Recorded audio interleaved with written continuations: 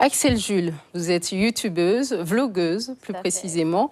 Depuis 2 ans, vous alimentez des pages, donc Snapchat, Instagram également, YouTube, qui donnent des conseils sur l'entretien des cheveux naturels afro. Comment est-ce que ça a commencé cette aventure?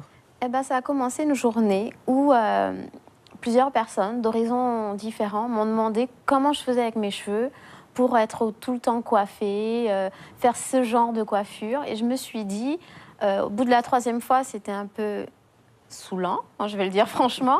Puis au bout de la 6e fois, je me suis dit, il y a un truc à faire. Et donc voilà, je me suis dit, ok, je vais partager ce que je sais et on va voir ce qui se passe. Donc au départ, c'est dans ma sphère privée. Et puis quand j'ai vu que ça prenait, que les gens appréciaient, j'ai rendu tout ça public.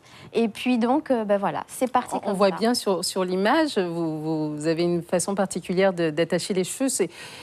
Là, tout autour, c'est du Bogolan, on est d'accord? On est d'accord. Voilà. C'est ma petite passion, le wax.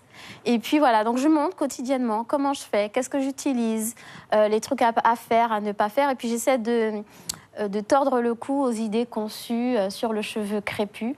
Le vocabulaire aussi, je fais attention énormément au vocabulaire qu'on utilise quand on parle du cheveu crépus parce que... Déjà, le terme même crépus, est-ce que c'est approprié? Il faut le dire parce que c'est vrai que quand on dit crépus, je sais pas, pour tout le monde, des fois c'est négatif. Alors que c'est le terme. Le cheveu, il est crépus, la frisure correspond au terme du mot crêpe. Voilà, oui, c'est la frisure. Donc après, il y a des classifications. On ne va pas rentrer dans les détails, mais il faut le dire. Alors, le terme qu'on voit beaucoup, c'est plutôt cheveux afro. Voilà, c'est comme ça, on vexe personne, tout le monde est content. Mais voilà, vraiment, c'est le cheveu crépus, celui qu'on pense difficile à coiffer, celui qui est indomptable, celui qui n'est pas forcément joli, etc. Donc moi, je montre que non, tout ça, c'est faux. Avec cet essor de l'ethnique, de la représentation du cheveu au naturel, j'essaie d'apporter ma pierre à l'édifice. Depuis quelque temps, le mouvement Nappy, Natural and Happy, a pignon sur rue. Est-ce que c'est toujours aussi difficile d'assumer la nature de ses cheveux, malgré tout? Alors, c'est moins difficile qu'il y a 5 ans, par exemple, parce qu'aujourd'hui, on a une vraie part de marché pour les cosmétiques. On va trouver des produits vraiment appropriés aux cheveux crépus.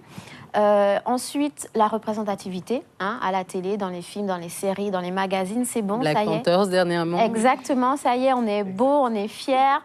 Donc voilà, ça c'est fait, ce travail-là, il est fait. Maintenant, le vocabulaire, il est encore là, présent, et il impacte l'estime de soi de toutes ces personnes qui ont ce type de cheveux.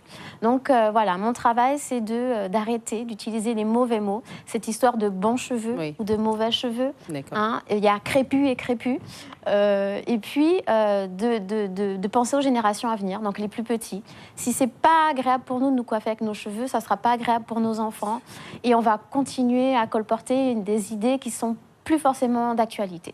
Vous parliez aussi de la difficulté qu'ont certains hommes d'accepter la nature des cheveux de leurs femmes. Tout à fait, parce que... compagnons, exactement. etc. Pourquoi pourquoi? Parce que, pour certaines générations encore aujourd'hui, un beau cheveu, c'est un cheveu qui doit être défrisé, wévé, lissé.